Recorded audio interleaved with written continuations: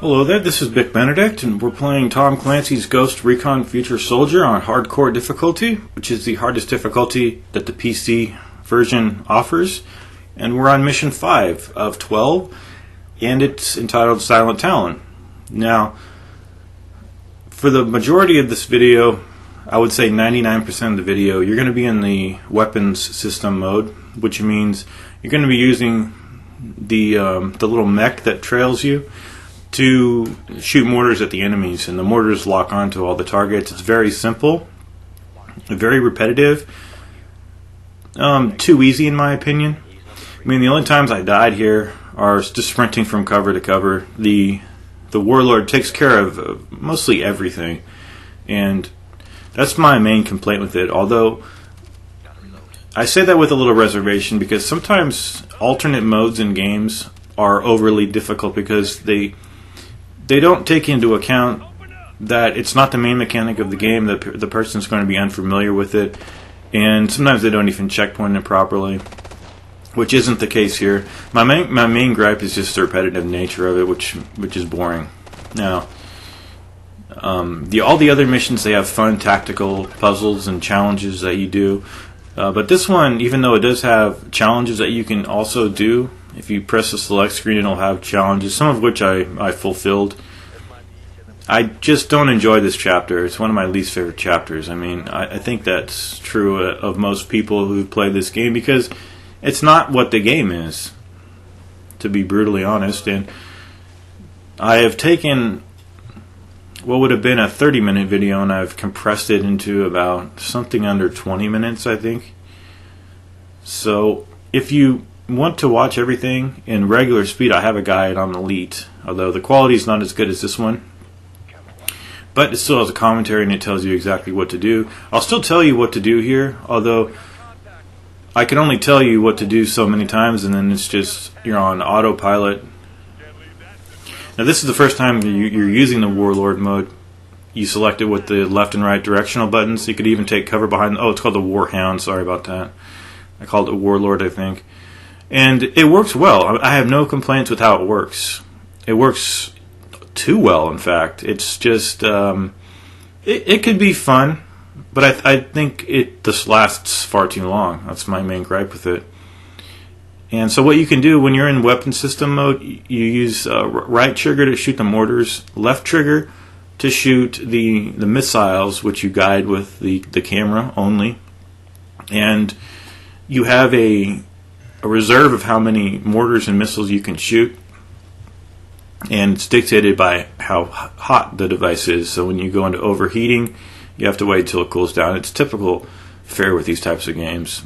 But take an instance like this where I'm sprinting to the next objective, and I have to wait, maybe 30 seconds for the Warhound to catch up. What do I do as a guide maker and as an editor? I have no choice but to then speed the footage up, which you'll see right here. It's all being sped up, because the thing, see, it's taking forever to come over here, and we need to shoot a guided missile. Here's the guided missiles. So I promised that this would be a rant video, and it will be a rant video. It's not going to be a screaming, tirade of hatred and me spitting venom at the screen via words, but it's still going to be pretty critical of the first-person genre, because, as you know, I don't cover first-person games on my channel. I have some kind of a psychopathic prejudice against them, and I feel that they're less of what this genre, less of what the gaming experience is. I don't acknowledge first-person games as games. And, that might sound pretty bizarre, but that's how I feel about them. This sequence up here, just make sure that you're aware that there's an ambush up here. There's a checkpoint. I think, yeah, they give you a checkpoint. But coming back, my main issue with first-person games at this point is that not only do I hate them, but I wouldn't hate them as much. Excuse me. I've done this commentary about 3 times starting it, and every time it just falls flat. So I need to just do this, and whatever it is, it is. I should also say that sometimes the Warhound's movements are dictated on your location, so if sometimes you need to get to a place further down the map, and that means that the Warlord will then move up. The only times I died, like I mentioned, is sprinting from cover to cover. If I did mention that, if I didn't, it's because these guides, these commentaries are overlapping because I've done them so many times consecutively, trying to get them right. But there really is no getting anything right. It's all, an overarching theme, especially with my channel. And so this video is going to be less about tactical advice and more just stream of consciousness for myself. I say hardcore never dies. Some people might come to my channel and they might be a little intimidated by that, and they might think it's a show of bravado, someone being too macho, but it really isn't. If you understand what I've mentioned a couple of times, it's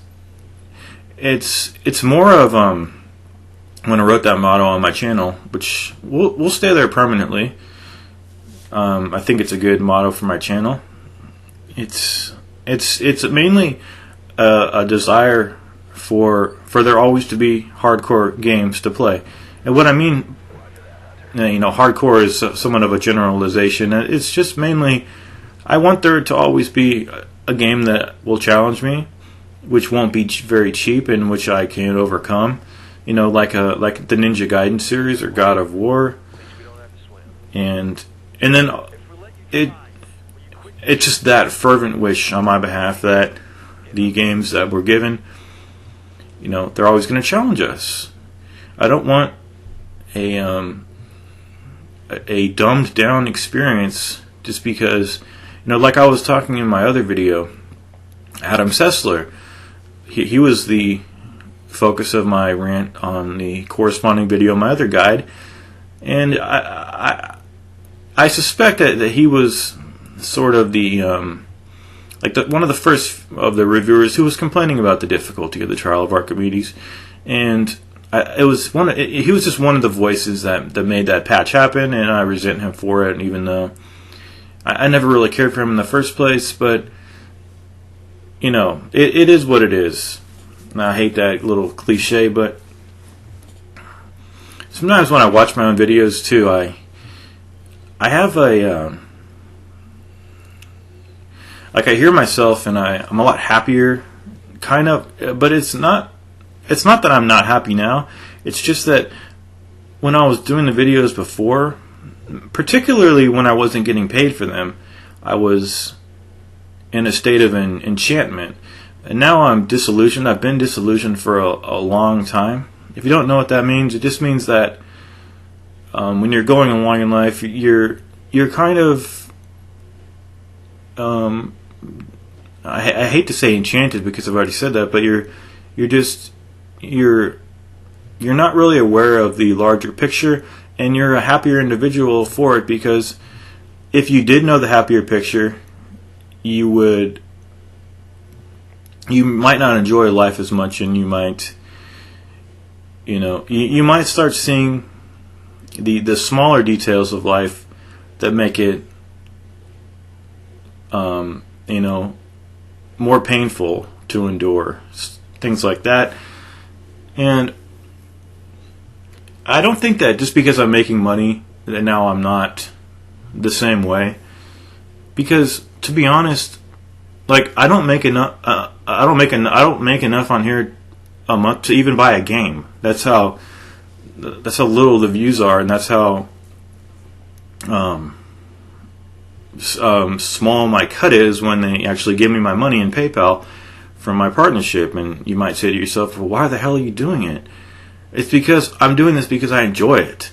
If I didn't have games to play, I would just be all business, and I don't want to be like that. I want to, when I sit down and play a hard game, I like getting killed over and over again. That's why I have the death icon as my avatar.